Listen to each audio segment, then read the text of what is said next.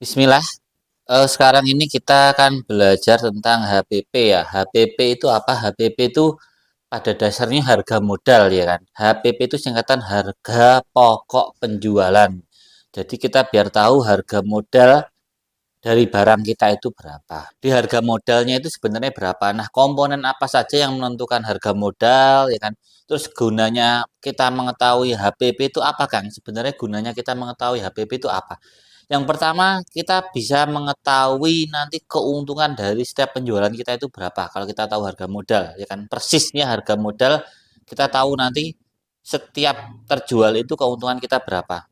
Kemudian sebagai acuan untuk membuat laporan laba atau rugi, ya kan. Kalau kita nggak tahu harga modal persisnya berapa, kita laporan laba ruginya itu kurang detail, kurang maksimal, ya kan. Kemudian juga sebagai acuan dalam membuat promo ya kan. Kalau kita mau membuat promo apa, diskon apa, dikasih apa, kita kan harus tahu harga modal. Kita kasih promo 10%, 20%, harga modal kita nggak mengetahui secara spesifik, ternyata malah boncos, ternyata kita malah rugi. Nah, itu kan sangat penting sekali. Kemudian juga untuk mengetahui kekuatan persaingan kita dengan kompetitor. Kompetitor tuh jual harga sekian, aku masih bisa bersaing nggak itu. Kalau kita tahu HPP persisnya kita berapa, kita akan tahu, oh ternyata kompetitor jualnya harga 100.000, HPP ku ternyata masih 70.000, aku masih bisa bersaing. Ya kan? Tapi ternyata kompetitornya jualnya 75, HPP ku itu cuma 70.000, ya masih bisa bersaing, tapi sangat mepet ya. Apalagi kita tidak mengetahui sebenarnya berapa sih HPP persisnya, wah itu sangat riskan sekali, malah bisa jatuhnya boncos. Nah, supaya tidak salah nanti saya ketikkan di sini ya kegunaannya itu apa biar kita mengetahui HPP itu kegunaannya untuk apa saja biar sebagai acuan kita ke depan. Nah, apa saja Kang komponen pokok dalam menentukan HPP itu? Ya kan? Satu, kainnya, kedua itu pengiriman ya kan, pengiriman daripada kain bahan ya kan, kemudian aksesoris termasuk itu bahan termasuk kain ya kan, aksesoris dan lain sebagainya, terus pengirimannya itu dia dikirim, kalau belinya di luar kota ya kan, konveksi kita di luar kota kan itu ada pengiriman, itu jangan lupa kita masukkan juga. Kemudian ongkos jahit ya kan, ongkos produksi. Kalau kita ke konveksi CMT atau garment itu satu baju itu ongkos produksinya berapa dari awal packing sampai dari awal potong sampai packing ya kan. Selesai. Jadi kita siap jual itu biaya ongkos produksinya itu berapa. Terus yang ketiga itu kita juga butuh mengetahui tentang pemakaian bahan ya. Pemakaian bahan setiap barang itu berapa. Ya kan? Contoh saya buat gamis, pemakaian bahan 2 meter, ya kan? Pemakaian bahan 2,1, pemakaian bahan 1,8. Nah, kita harus tahu persis pemakaian bahan kita itu berapa, ya kan? Nah, di sini ada rumus HPP produk ya. Rumus HPP produk itu ada dua, sebelah kiri, sebelah kanan. Itu sebelah kiri ketika kita belinya itu menggunakan meteran, sebelah kanan itu ketika kita belinya menggunakan yard ya kan. 150 yard. Nah, kita masukkan ke yang sini sebelah kanan. Kalau kita belinya meter ya kan. Saya beli 1000 meter. Nah, kita masukkan yang kiri. Kalau kita belinya yang yard, masukkan ke kanan. Oke, jangan sampai salah. Yang hijau ini wajib diisi ya. Nanti yang biru sama oranye ini nggak perlu diisi, nanti udah otomatis. Nah, misal kita mau beli apa? Kain rayon gitu ya. Rayon. Ketik masukkan aja namanya rayon. Kemudian kita belinya berapa? Saya beli 1000 meter, anggaplah gitu. Atau 150 meter, 150 meter. Kemudian harga total dari 150 meter itu berapa? Mungkin harganya 2.500.000.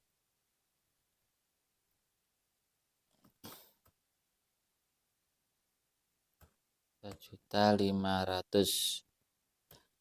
Ada pengiriman tidak? Ternyata ada pengiriman ya kan. Saya belinya ada biaya pengiriman dari sana keluar kota ke tempat saya ya kan. Terus ada lagi dari tempat saya ke konveksi saya. Mana ada pengirimannya kurang lebih sekitar 200.000. Nah, berarti HPPKN kita itu per meternya itu kenanya 18.000 ya kan. Sedangkan pemakaian kain kita tanya ke konveksi, kita tanya ke penjahit, kita tanya ke CMT kita. Ini untuk satu baju ini kenanya berapa meter ya kan, kenanya berapa meter. Setelah sana ngecek ternyata oh kenanya 1,8 meter, 1,7 meter. Nah, kita masukkan tapi jangan dimasukkan pas 1,7 ya. Lebihkan sekitar 5 sampai 10 cm. Kalau saya di bawah ini tergantung kayaknya sih ya, tergantung kayaknya. Kalau di bawah 2 meter rata-rata karo rayon itu saya lebihkannya 5 cm, tapi kalau di atas 2 meter saya lebihkan 10 cm gitu ya. Contoh, pemakaiannya itu 1,8 gitu ya. Berarti yang saya masukkan adalah 1,85.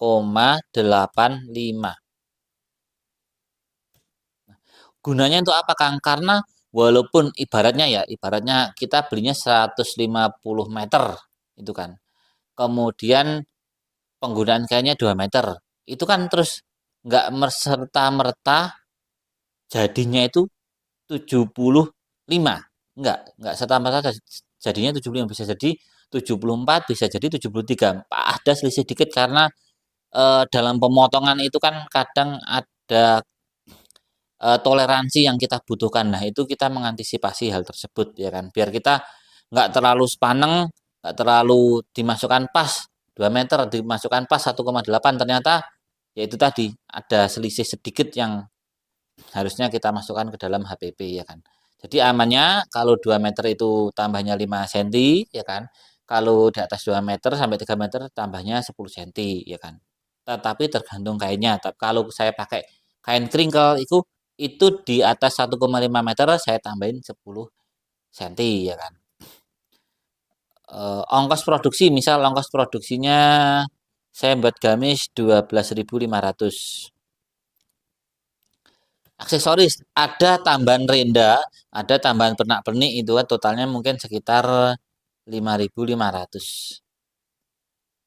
Nah, maka HPP produksi kita itu kena 51.300 ya kan. Aksesoris ini bisa berupa renda, bisa berupa pernak-pernik, bisa berupa apa saja. Kalau nggak ada berarti ya kita kosongin.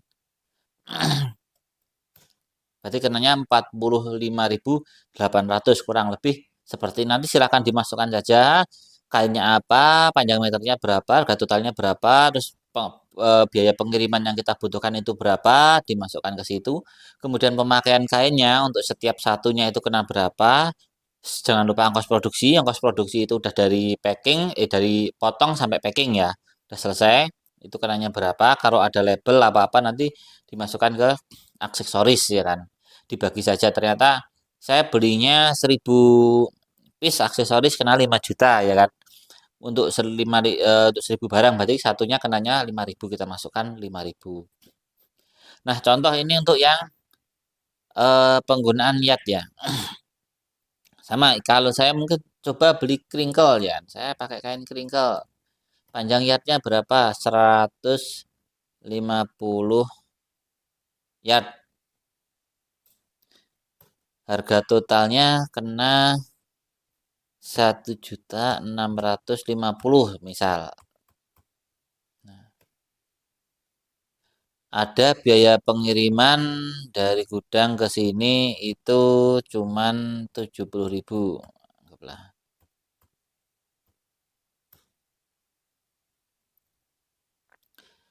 Maka per yatnya kita kena 11.400 sekian. Kalau kita hitung ke meter maka kenanya 12.600. Pemakaiannya berapa? Ternyata saya membuat kulot ya. Kemarin saya pernah membuat kulot itu cuman pemakaian 1 meter saja. 1 meter cukup dengan panjang 90 sampai 95 ya kan, lingkar pinggang itu sekitar 60-an, 60 cm, 60 cm. Itu kenanya 1 meter maka saya anggap 1,05 gitu ya. Ongkos produksinya 4.500. Aksesorisnya cuma kancing 200 rupiah. Maka saya dapat HPP produksi itu cuma 17.930. Nah, kurang lebih seperti itu. Nanti Anda masukkan saja.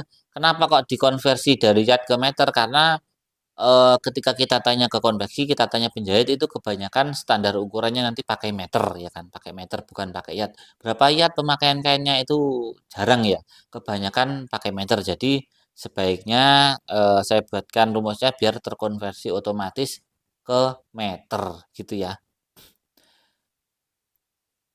Kalau ada sebenarnya masih ada tambahan yang lain nggak Kang? Ya sebenarnya masih ada DLL yang lain sebagainya kadang, tapi itu sangat jarang sekali ya kan.